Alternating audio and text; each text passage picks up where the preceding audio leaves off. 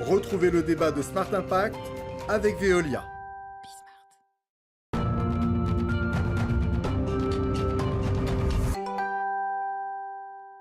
C'est le Zoom de ce Smart Impact. J'accueille en duplex, en visioconférence, Aurélien Demeaux, qui est le cofondateur, le patron d'Electra. Bonjour, bienvenue. On va parler pour commencer de ce cap des 100 000 bornes de recharge électrique publique qui a été passé, symbolique évidemment. Est-ce qui permet de dire que la France a rattrapé son retard par rapport à d'autres pays européens ? Bonjour à tous. Effectivement, on a passé ce cap des 100 000 bornes, qui est une bonne nouvelle, puisque on a un vrai élan qui a été donné en France. On le voit depuis à peu près 1 an et demi, 2 ans, on va dire depuis le post-Covid. Il y a une accélération très très forte du nombre de points de charge qui sont installés en France.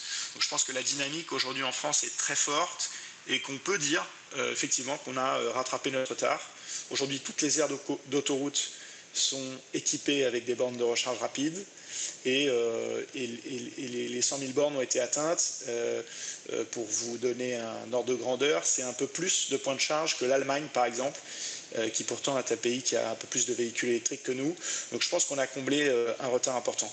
Maintenant, moi, ce que j'aime bien dire quand même, c'est que l'objectif, il n'est pas tant quantitatif, mais il est aussi qualitatif. Et qu'il faut bien savoir de quoi on parle, puisque 100 000 bornes, si c'est des bornes de faible puissance, ça ne va pas forcément nous aider à recharger les véhicules. Et ce qui est important, c'est le nombre de voitures qu'on recharge et pas tant finalement le nombre de prises ou le nombre de bornes qu'on installe.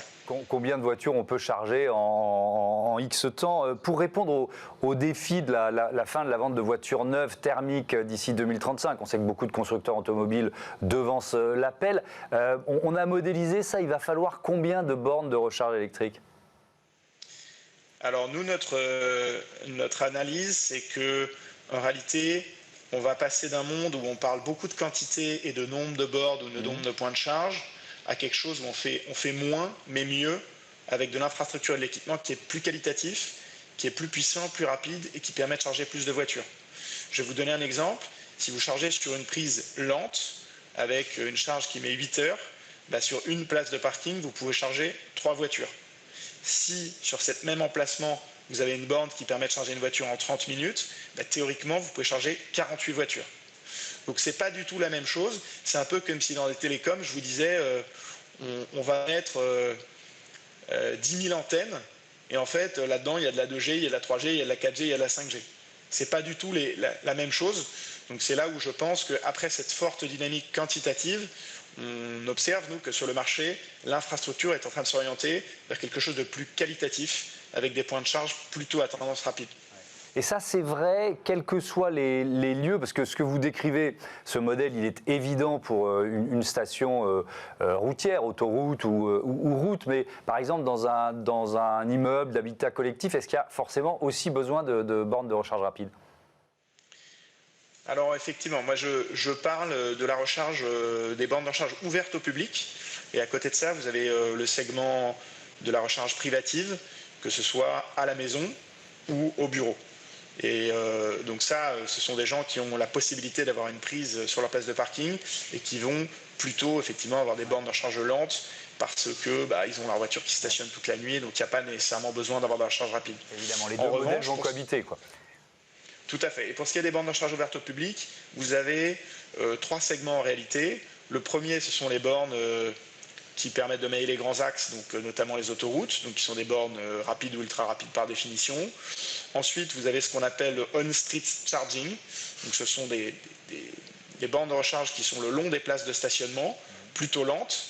Et puis au milieu, vous avez des bornes, ce qu'on appelle des bornes de recharge dans des lieux de destination, par exemple des supermarchés, des hôtels, des restaurants, qui vont être plutôt rapides ou ultra rapides. Quels sont, vos potentiels de croissance le plus important sur ces 3 segments, par exemple? Sur quoi vous misez le plus aujourd'hui? Alors, nous, chez Electra, on est vraiment sur le segment tout ce qui est centres commerciaux, hôtels, restaurants, supermarchés.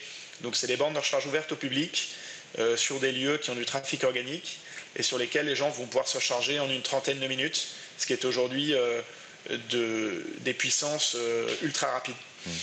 Donc nous, ce qu'on observe, c'est que à l'image de la Norvège, qui est le pays le plus avancé sur la voiture électrique en Europe, à l'image de l'Allemagne, qui est également assez avancée, puisque c'est le premier parc de véhicules électriques en Europe, il y a une tendance à la recharge rapide, puisque finalement, c'est ça que souhaitent les utilisateurs, les électromobilistes. Ils n'ont pas envie de se casser la tête à compter voilà, les nombres d'heures de recharge qu'ils vont passer. Les gens, ils ont un boulot, une vie, plein de choses à gérer, donc s'ils doivent en plus gérer toute une logistique pour leur recharge, ça ne marche pas en fait. Ouais. Donc nous, notre objectif, c'est vraiment d'avoir de l'ultra rapide, de manière à pouvoir dire aux gens, passez l'électrique, vous allez voir, c'est simple, ça ne va pas nécessiter une grosse organisation de votre part, et vous n'aurez pas, voilà, vous n'aurez pas à vous en préoccuper en fait. Oui, alors c'est aussi une façon de pas trop changer de modèle, quoi, pas trop changer nos habitudes. C'est le levier psychologique qui est important dans le développement de la mobilité électrique. Tout à fait.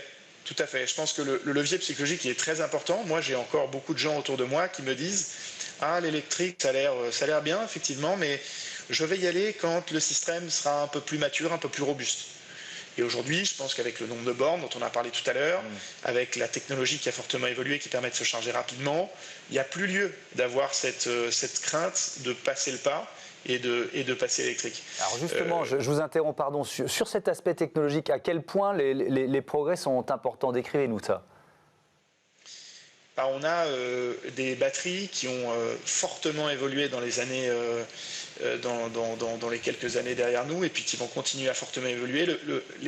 La technologie des batteries, c'est un sujet sur lequel il y a quasiment le plus de R&D au monde en ce moment.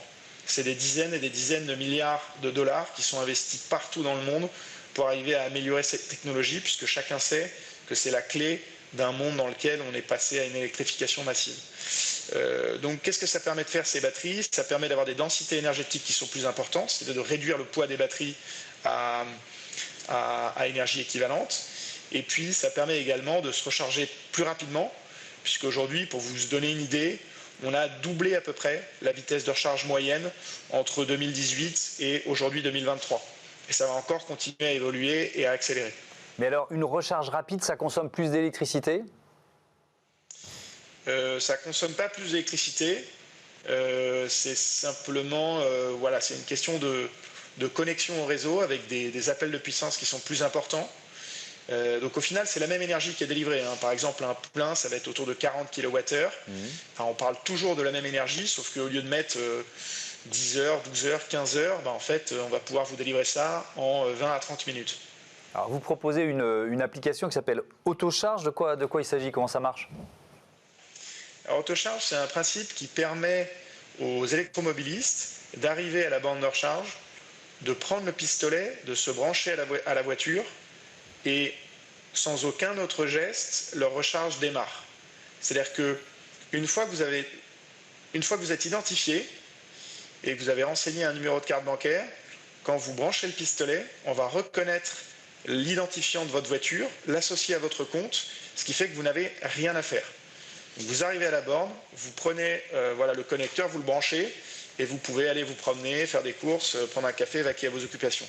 Et donc ça permet d'avoir une expérience qui est vraiment sans couture et qui est assez agréable et qui est peut-être un petit plus, puisqu'on parlait de la comparaison avec le thermique, ça permet d'éviter de passer quelques minutes avec le pistolet dans les mains, et ça permet d'avoir un peu plus de temps pour soi. Ouais. Je voudrais qu'on termine sur ce partenariat. Alors ça intéresse surtout les téléspectateurs franciliens, ce partenariat avec les taxis G7. Vous voulez faire quoi? Vous voulez les inciter à passer pour de bon à l'électrique? Tout à fait. Alors G7, donc c'est la première compagnie de taxi en France. Ils ont 10 000 taxis. C'est une maison bien connue dans le transport de personnes. Ils ont fait une première mutation qui était de passer de véhicules thermiques à des véhicules qui sont des véhicules hybrides, avec beaucoup de succès d'ailleurs, puisque l'essentiel de leur flotte est aujourd'hui hybride. Et là, il y a une deuxième transition qui s'amorce, qui est le passage de cette flotte de véhicules hybrides à des véhicules électriques, puisque c'est comme ça que ça va se passer. Et aujourd'hui, grâce aux meilleures autonomies, avec des vitesses de recharge qui sont plus élevées, les conditions sont réunies et le permettent.